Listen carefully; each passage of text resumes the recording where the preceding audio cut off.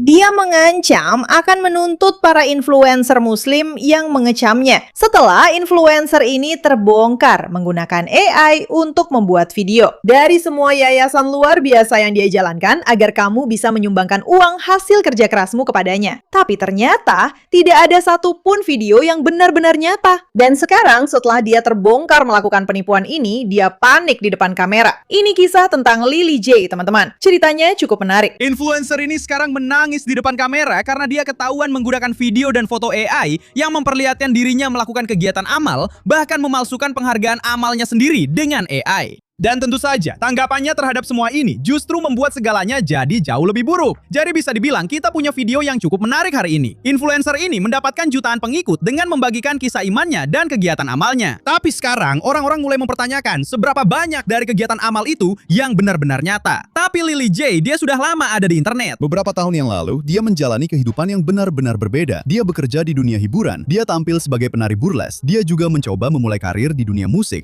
Lalu dia mulai mengunggah konten bergaya mewah yang membuat orang berpikir, ya itu cuma gaya influencer pada umumnya. Intinya semua itu seperti paket awal influencer yang mengandalkan, percaya deh bro gue kaya. Tapi kemudian semuanya tiba-tiba berubah. Lily secara terbuka masuk Islam dan mendokumentasikan hampir setiap langkah perjalanannya. Tapi lebih dari sekedar mendokumentasikan, dia juga memanipulasi orang-orang agar percaya dengan semua ini. Iya. Dia bercerita tentang perjalanannya dari seorang ateis menjadi memeluk agama barunya, belajar sholat, mengenakan hijab, membaca Al-Quran, dan mendorong orang lain untuk juga mengenal Islam. Dan itu... Maksudku, rasanya seperti dia sadar bahwa kalau aku ingin jadi terkenal, aku harus cari muka kepada kelompok orang terbesar di internet, yaitu para Islamis. Dan dengan melakukan itu, aku bisa meraup uang dari mereka.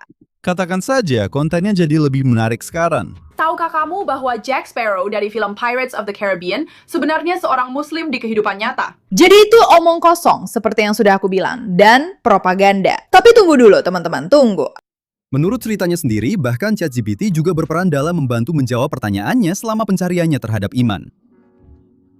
Ternyata dia hanya menggunakannya seperti ini. Hai ChatGPT, aku punya pertanyaan. Bagaimana seharusnya aku menjalani hidupku? Haruskah aku percaya kepada Tuhan? Haruskah aku menjadi ateis, agnostik? Aku ingin menjalani hidup yang bahagia, bersenang-senang, tapi juga punya tujuan dan rasa kepuasan. Bisakah kamu memberitahuku dalam satu kalimat, dan kamu harus memilih satu cara? Jika aku harus memilih satu cara, aku akan menyarankan untuk percaya kepada Tuhan melalui Islam. Karena itu memberikan keseimbangan yang memuaskan antara kebahagiaan, tujuan hidup, dan harapan akan kehidupan abadi. Wow, sangat terasa seperti propaganda. Karena kamu tahu pasti bahwa dia berkata, "Hey ChatGPT, aku akan menanyakan sesuatu padamu selanjutnya. Dan aku ingin kamu menjawab dengan kalimat persis seperti ini." Karena benar-benar tidak mungkin ChatGPT menyuruh orang untuk masuk Islam. Itu cuma bohong. Dia berbohong dan terus berbohong, dan itu memang kebohongan kan? Oke. Bagi banyak orang, mereka memandangnya sebagai seseorang yang telah mengubah hidupnya dan ingin membantu orang lain melakukan hal yang sama. Tapi ada juga masalah besar tentang identitas online-nya karena dia tidak hanya berbicara tentang agama. Tidak, dia juga menampilkan dirinya sebagai seseorang yang melakukan pekerjaan kemanusiaan di tempat-tempat seperti Gaza, Uganda, Sudan, Nepal, dan negara-negara lain yang sedang dilanda kesulitan. Dan videonya menunjukkan anak-anak menerima makanan, pakaian, Al-Quran, dan bantuan. Dan dia berbicara tentang membuka panti asuhan, mendukung keluarga, bahkan membangun proyek-proyek di luar negeri. Dan dia adalah pendiri sesuatu yang disebut Lily J Foundation. Dan situsnya memiliki banyak video live yang sebenarnya tidak live sama sekali. Iya, kita akan membahas itu. Tapi di situs webnya dibahas tentang perawatan anak yatim, pembangunan sumur, dan seterusnya. Dan saya kira begitu.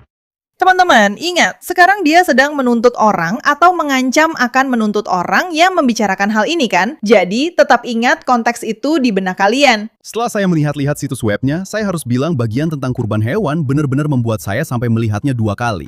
Jadi ternyata, kamu hanya membeli seekor hewan dan daging dari hewan itu nantinya akan dibagikan ke anak-anak. Tapi tetap saja, cara penyampaiannya aneh. Tapi intinya, dia meminta orang-orang untuk percaya bahwa mereka sedang menyaksikan kerja amal yang nyata, membuat perubahan yang nyata. Dan itulah sebabnya, apa yang terjadi selanjutnya berubah menjadi kontroversi besar. Karena ketika orang-orang mulai melihat lebih dekat, beberapa video ini tidak masuk akal. Karena ternyata, beberapa video emosional ini mungkin sama sekali tidak pernah ada. Jadi pertama, ABC News Verified memutuskan untuk menyelidiki lebih dalam. Dan awalnya, hanya hal-hal kecil yang terasa tidak masuk akal. Salah satu video menunjukkan Lily berdiri di depan bangunan yang seharusnya merupakan panti asuhan baru di Afrika. Dia tersenyum, dia dikelilingi oleh anak-anak dengan spanduk besar Lily J Foundation tergantung di belakang semua orang.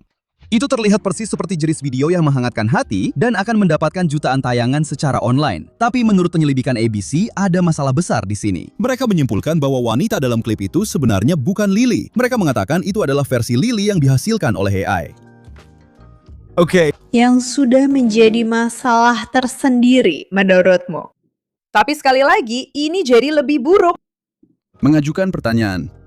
Kemana uangnya pergi? Apa yang sebenarnya terjadi di sini? Apakah uangnya benar-benar diberikan ke anak-anak? Saya tidak tahu. Tapi bukan hanya itu, mereka juga melaporkan bahwa beberapa anak di latar belakang dan bahkan spanduk yayasan itu sendiri tampaknya semuanya dibuat dengan AI. Dan ini bukan hanya satu video aneh saja. Tidak, ABC mengatakan mereka menemukan beberapa contoh di mana AI tampaknya telah dicampurkan ke dalam konten yang diposting oleh yayasan Lily J.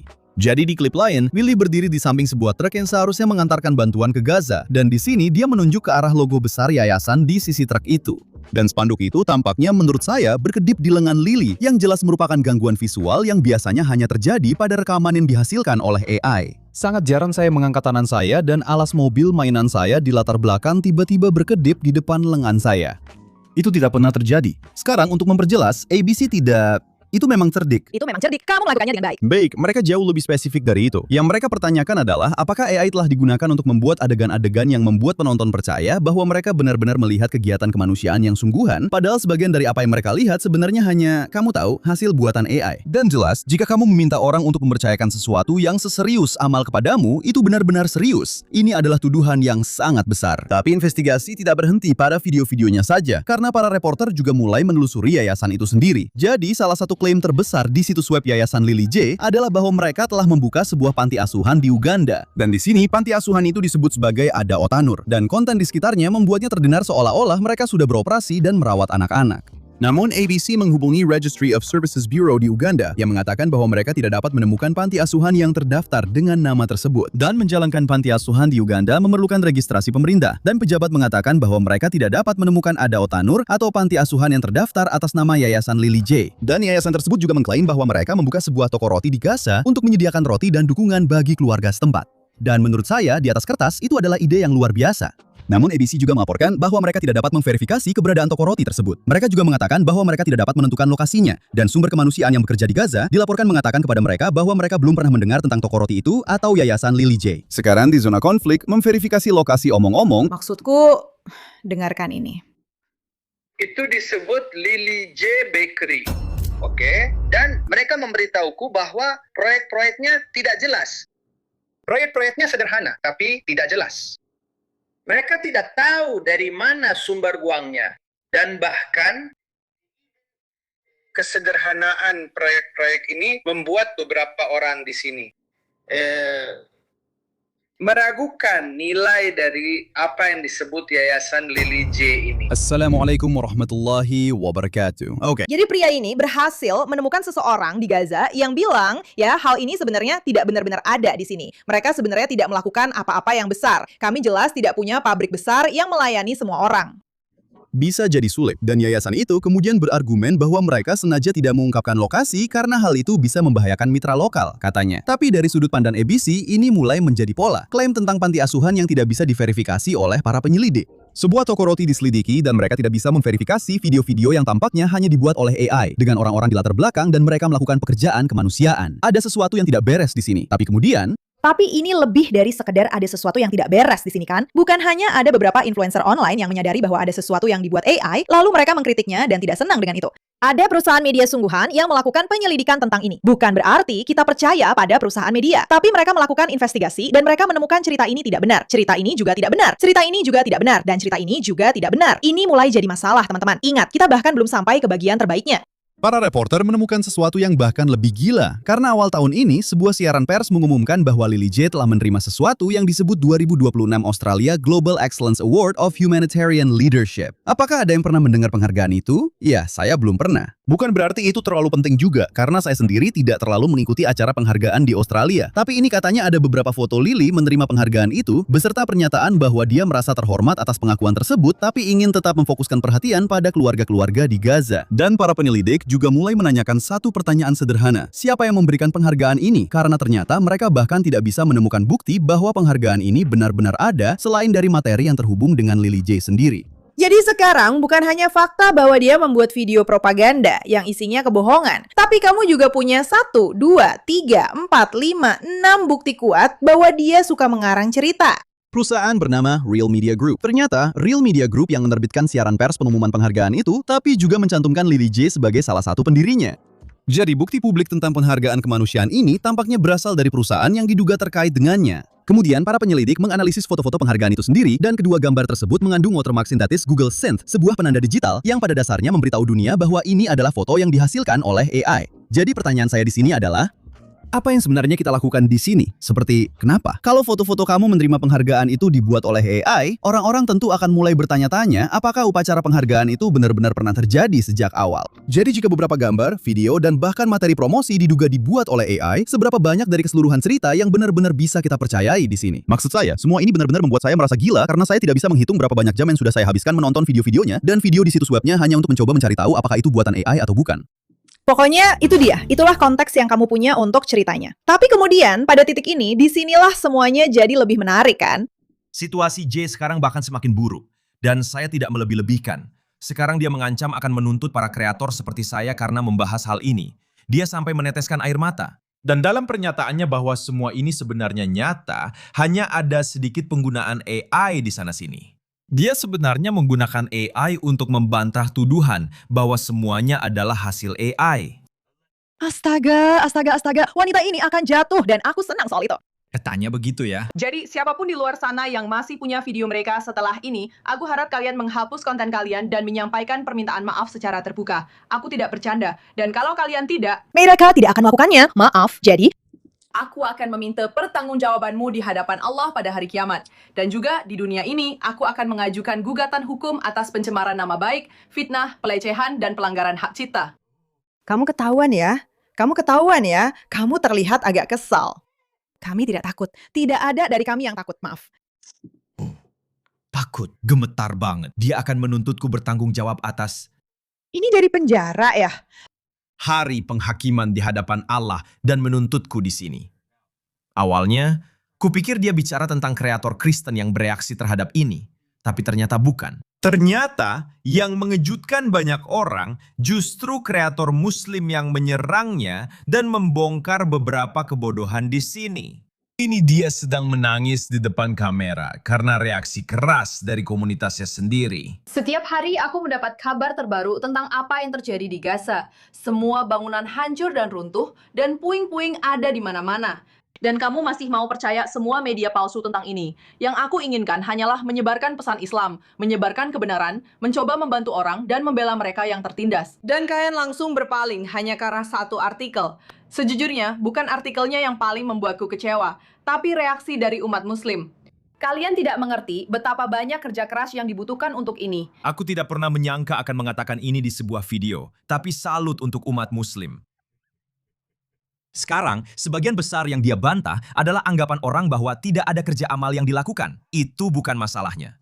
Masalahnya adalah, kamu mengklaim memiliki yayasan yang tidak terdaftar sebagai organisasi nirlaba, yang berarti tidak ada transparansi, dan kamu menggunakan AI dalam klip-klip ini yang sudah dia akui. Apakah AI digunakan dalam konten apapun? Konten promosi singkat memang mengandung elemen kecil AI yang dibuat oleh tim pemasaran kami.